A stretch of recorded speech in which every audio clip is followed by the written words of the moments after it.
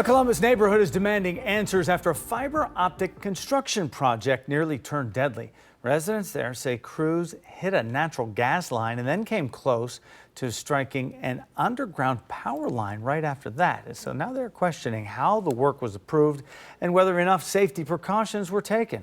10 Investigates reporter Rochelle Aline looks into the company's permits and the concerns being raised by neighbors.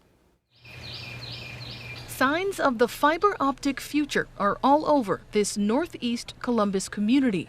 But neighbors like Walt Pretko say the price of progress has been steep, and it all came due when he got a knock on his door in late June. It turned out to be the fire department, and they rushed in and checked for gas leak.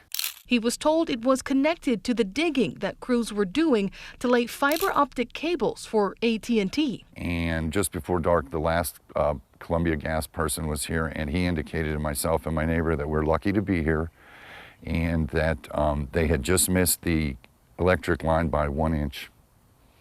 So we feel very fortunate at this point in time. I looked out the window and I saw them taking the big boring machine down the street. Jerry Lamb is Walt's neighbor just across the street, and he says crews on scene told them that if the electric line had been hit, the resulting explosion would have destroyed at least 8 homes.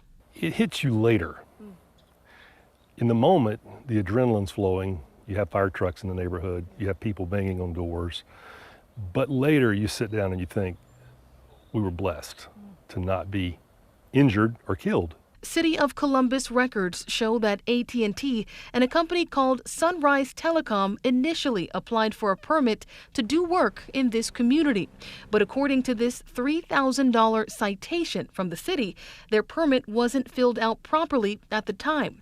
That citation says the subcontractor doing the work wasn't listed on the application. And it goes on to say that the holes crews were digging weren't properly secured or filled in. In a statement, an AT&T spokesperson didn't answer our questions about their relationship with that second company, and they didn't address concerns about the quality of the work itself.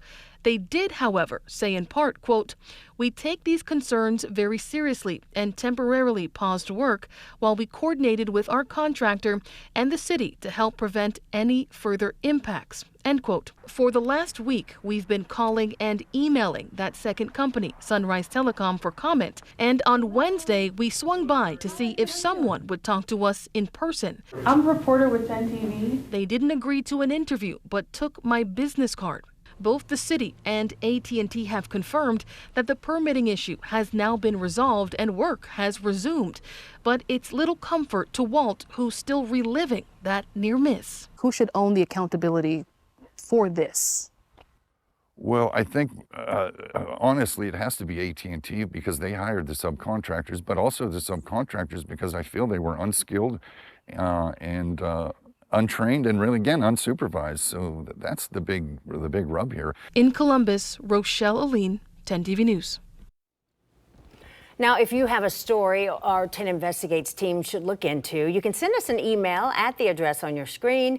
That's 10investigates@10tv.com.